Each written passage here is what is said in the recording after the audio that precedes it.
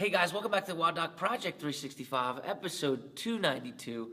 Today what we're doing is introducing mobility floss. If you guys haven't seen it, it's rubber band, right? I mean, honestly, if you haven't seen it, you've been under a rock. But however, not the point. The point is that we have basically 2-inch rubber band. It's a light stretch.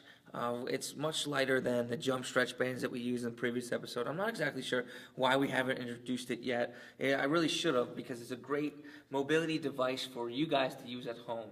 So here's what we're going to do. I'm going to show it to you on the most common cases that we use it on, which is probably a knee, specifically your infrapatellar tendon, or that tendon that stretches from the bottom of your kneecap down to your tibial tuberosity, right? Bottom of the kneecap down to tibial tuberosity. We're going to show you how we're going to mobilize that tissue using this sucker right here, okay? However, it's important to note that you can really use this anywhere around where you can compress tissue with. What we're going to do is we have our anatomy here, right? We have our kneecap, right? And we have our tibial tuberosity, which is where that bump is. All we're going to do is we're going to start below that, probably an inch or so below it. It doesn't necessarily, it's not an exact science, okay?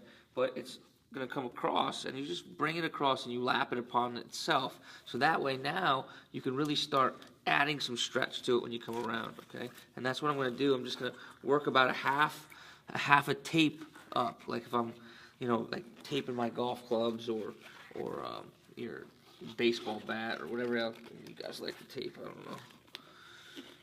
Sometimes you gotta get a little crazy out there. Anyway, you can see that there's a decent amount of tension right in there, right? And that's basically what I'm trying to do, because what I'm trying to do is I'm trying to take the band here on the top, right, as the top layer. I'm going to take the tendon in between, which you can't necessarily see, but then underneath that I'm smashing the tendon against the bone that's underneath that, right? So you can see this. And then once I have this piece done, right, and I kind of get done here, I could just fold that underneath. And now that's stuck there like that. But now all I'm going to do is I'm going to start mobilizing by flexing and extending my knee. This is going to put tension on that patellar tendon, and that's basically exactly what I want to do. Okay, so I'm causing tension to this tendon while it's being compressed by this mobility band, okay, or this mobility floss. If that's not enough, what I could do is I can come back and I can actually get into my squatted position, right? And I can go ahead and I can do several squats just like that. I'd probably do about 2 to 4 minutes of this, actually 2 minutes of this, because I don't want to cut off my circulation. You can already start to see how it'll get red. So once I do that, I'm just going to bounce this off real quick. And once I regain my circulation, obviously, right, I can go ahead and I can feel and see if I made a change. With this, it's really, really simple. I can use the test-retest method, and obviously for this, my test-retest would be my squat, okay, or my box jump, whichever one I did. The take-home points is this. We're using a band, a rubber band, right, to wrap around an appendage, right, and we're basically compressing.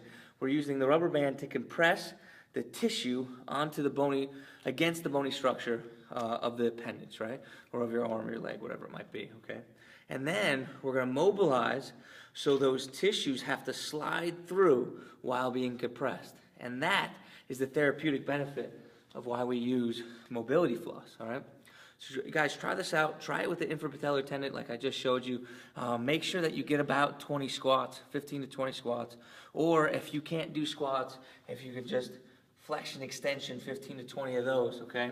Do a test-retest method of squatting. And until tomorrow, we are optimizing function to optimize performance.